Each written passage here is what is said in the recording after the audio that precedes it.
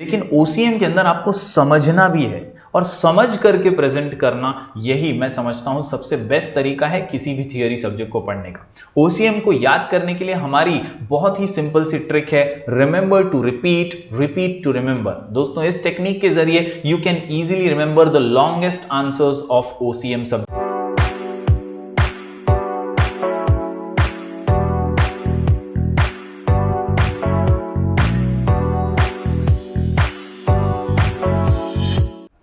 Hello everyone, मैं हूं जयेश राजगौर और स्वागत है आप सभी का इस नए इंटरेस्टिंग यूट्यूब वीडियो में। दोस्तों, आज हम पढ़ने जा रहे हैं क्लास 12th का ओसीएम यानी organisation of commerce and management. और आज के इस वीडियो में होगा सिलेबस ब्रेकडाउन, कितने चैप्टर्स पढ़ने हैं, कौन से चैप्टर्स इंपॉर्टेंट है, किस चैप्टर का क्या वेटेज है और क्या है इंपॉर्टेंट क्वेश्चंस, साथ ही साथ how to study OCM and score best of the best marks. जी हाँ, कैसे आसानी से ओसीएम सब्जेक्ट को पढ़ा जा सकता है और किस तरह ज्यादा से ज्यादा मार्क्स स्कोर किए जा सकते हैं, ये सारी बातें आज के इस वीडियो में हम डिस्कस करेंगे। तो दोस्तों, अगर आप इस चैनल पर नए हैं तो जरूर इसे सब्सक्राइब कीजिए, बेल आइकन दबाइए, क्योंकि यहां आपको लगातार ऐसे ही इंफॉर्मेटिव वीडियोस मिलते रहेंगे। दोस्तों, अगर आप नए हैं तो प्लेलिस्ट सेक्शन में जरूर जाइए, वहां पर आपको चैप्टर वाइज वीडियोस की प्लेलिस्ट मिल जाएगी। वहां से आप पढ़ाई को जारी रख सकते हैं और लिख करके आंसर्स की प्रैक्टिस कर सकते हैं। तो चलिए वीडियो को शुरू करते हैं। दोस्तों, सबसे पहले मैं बता दूं कि यह है इस साल के हमारे टेक्स्ट बुक का इंडेक्स महाराष्ट्र बोर्ड का। कुल मिलाकर के हमें इस साल 8 चैप्टर्स पढ़ने हैं। जी हां, total 8 chapters in all.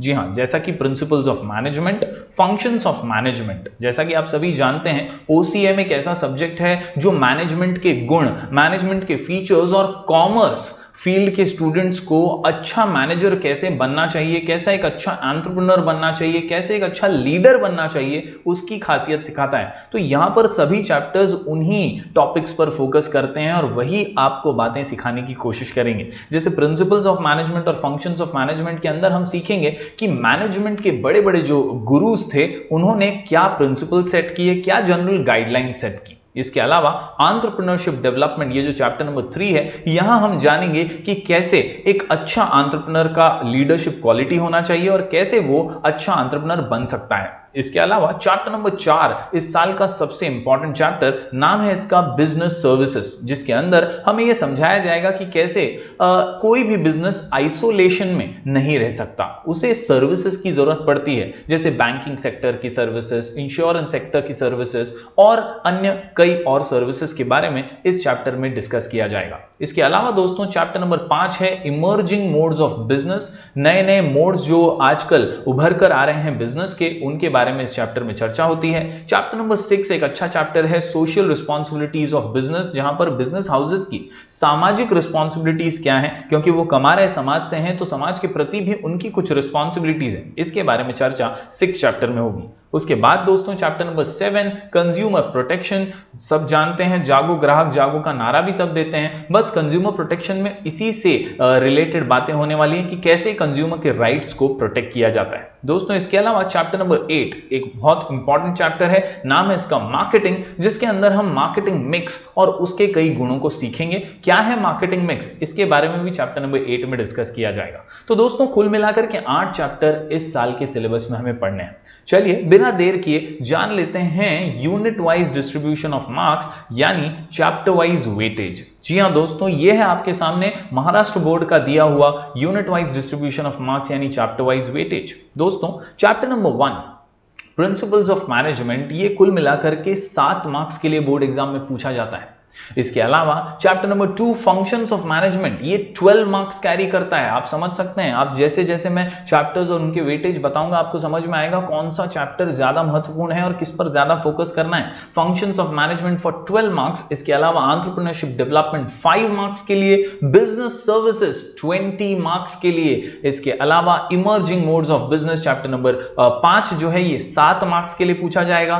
Then social responsibilities of business organisation 7 marks, consumer protection 7 marks और मार्केटिंग चैप्टर जो आखिरी चैप्टर है ये 15 मार्क्स के लिए पूछा जाएगा। तो दोस्तों, कुल मिलाकर के 80 मार्क्स के पेपर में ये है चैप्टर वाइज वेटेज। आप बहुत ही क्लियरली और आसानी से एकदम सीधी बात समझ गए होंगे कि चैप्टर नंबर 2 4 और 8 ये सबसे ज्यादा महत्वपूर्ण है और इन पर हमें ज्यादा ध्यान देना है। इनके नोट्स को बहुत जबरदस्त और अच्छे तरीके से प्रेजेंट करना है, क्योंकि ये जो 3 चैप्टर्स हैं दोस्तों, functions of management, business services और चैप्टर नंबर 8 मार्केटिंग, ये सबसे ज्यादा आपके क्वेश्चन पेपर में नजर आने वाले हैं। इसी के क्वेश्चन ज्यादातर आपको नजर आएंगे, इन्हीं से आपको मैक्सिमम मार्क्स स्कोर करने हैं, तो इन पर जरूर पूरे साल फोकस कीजिएगा। चलिए अब बढ़ते हैं आगे और देख लेते हैं proposed paper pattern bye Maharashtra board. OCM का पेपर ये कई बार लेंदी भी साबित हो सकता है। हालांकि यहां पर 80 मार्क्स के पेपर में वंस अगेन 20 मार्क्स के ऑब्जेक्टिव्स होंगे, लेकिन ओसीएम के पेपर में आपको लिखना बहुत पड़ता है।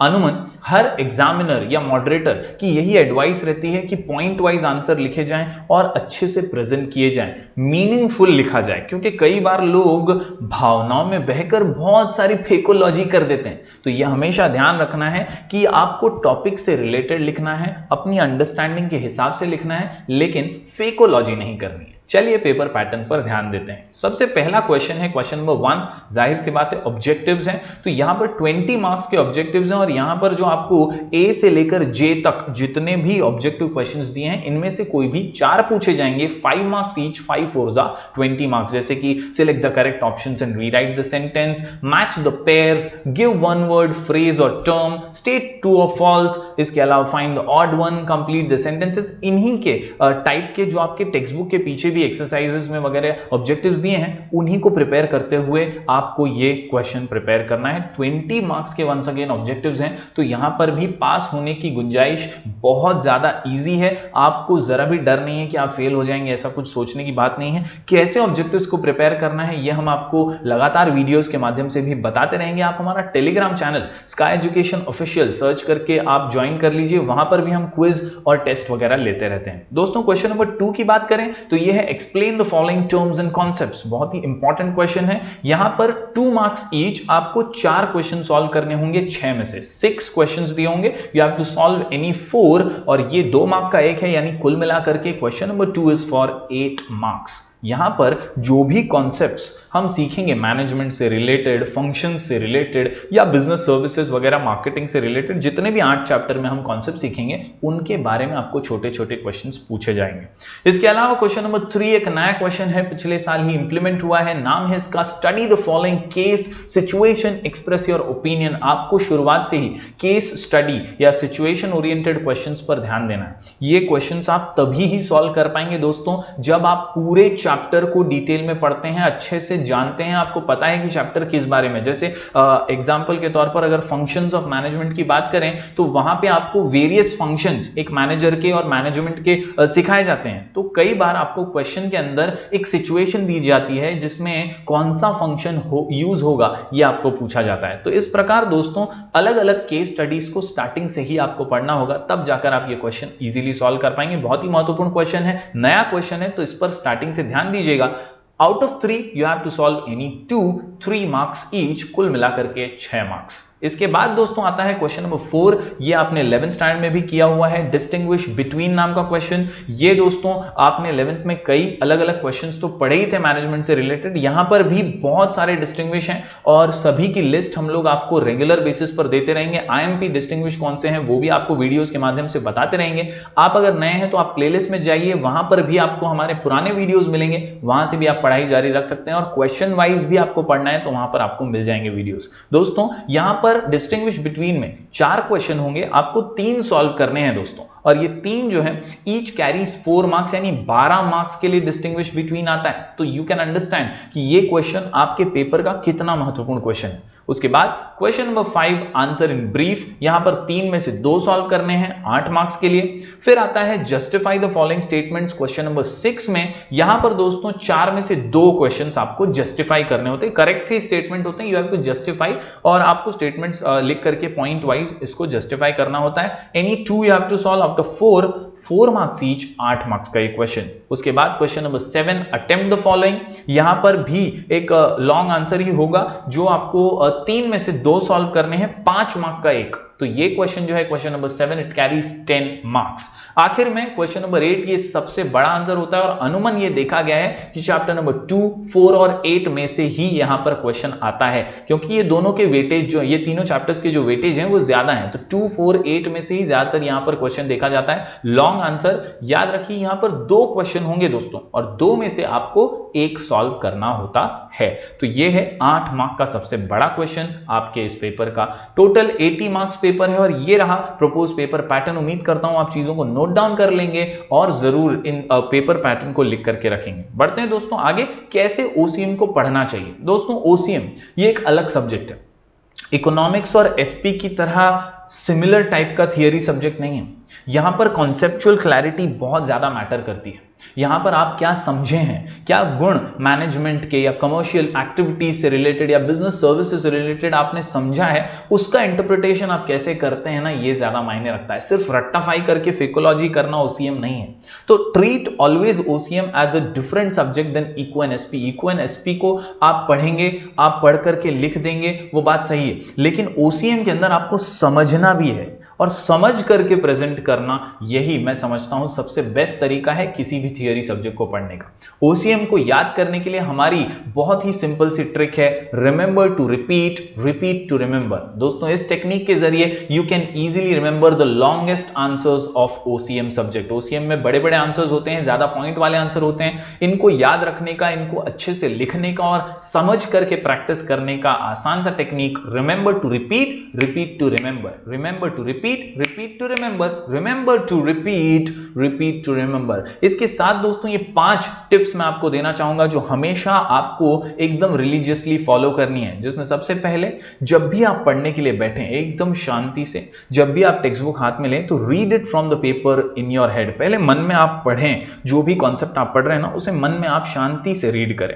उसके बाद close your eyes and recite it in your head, यानी आंखें बंद करके थोड़ा सा उसे रिसाइट करने की कोशिश कीजिए। जो 2 पॉइंट या 1 पॉइंट आपने पढ़ा है उस 1 पॉइंट को, उस 2 पॉइंट को एटलीस्ट रिसाइट कीजिए मन में आपके कि आपको याद भी हो रहा है या नहीं। इस टेक्निक से स्लोली स्टेडीली आप ग्रेजुअली ग्रो करेंगे और सक्सेस हासिल करेंगे। तो ये टेक्निक जरूर फॉलो करके देखिएगा। और ज्यादा बहुत सारा पढ़ के आंख बंद करेंगे तो शायद कुछ याद ना हो, लेकिन 1-1 पॉइंट, 2-2 पॉइंट करके आप आंखें बंद करके उसे रिसाइट करने की कोशिश कीजिए, जरूर आपको सफलता मिलेगी। इसके बाद जब आप ये आंखें बंद करके रिसाइट कर लें अच्छे से, तो ट्राई कीजिए that you read it out from the paper out loud. यानी अब आपको नोटबुक से, आपकी टेक्स्ट बुक से, जहां से भी आप पढ़ रहे हैं, आपको जोर से पढ़ना शुरू करना है। वो 2 पॉइंट्स को लाउडली आपको रीड करना है। हाँ, दूसरों को डिस्टर्ब मत कीजिएगा, लेकिन लाउडली, ताकि आपको वो ज्यादा अच्छे से याद हो जाए। एंड फाइनली क्लोज कीजिए आईज को और फिर एक बार जोर से आपने जो याद किया है उसे बोलने की कोशिश कीजिए इन 4 मेथड से।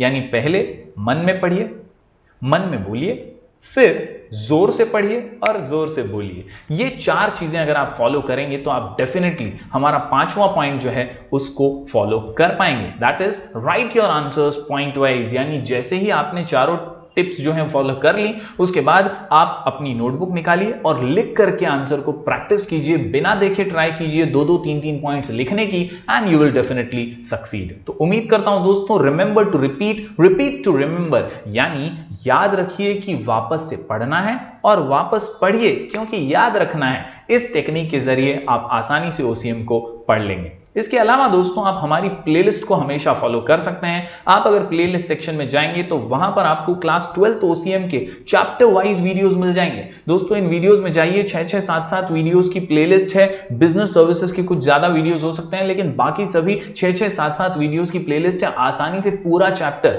आंसर वाइज और आईएमपी क्वेश्चंस के साथ आप कवर कर लेंगे। तो जरूर अपना प्यार बरकरार रखिएगा और प्लेलिस्ट से पढ़ने की कोशिश कीजिएगा। खुद के नोट्स हैंड रिटन बनाइएगा, यू विल डेफिनेटली सक्सीड। दोस्तों आखिर में आपको सिर्फ इतना कहना चाहूंगा कि अपना प्यार बरकरार रखिए, ज्यादा से ज्यादा लाइक कीजिए, इस वीडियो को शेयर कीजिए अपने स्टूडेंट फ्रेंड के साथ, और अगर कुछ भी सवाल हो तो मैं आपको इंस्टाग्राम पे भी मिल जाऊंगा। मेरा आईडी है Rajgaur Jayesh V. You can also join our Telegram channel जहां पर हम टेस्ट और क्विज लेते रहते हैं। नाम है स्काई एजुकेशन ऑफिशियल, और आप हमारा ऐप भी डाउनलोड कर सकते हैं, नाम है sky education from play store और ऐप स्टोर। तो मिलेंगे फिर एक बार कुछ और नए वीडियोस के साथ, तब तक के लिए do like, share and subscribe.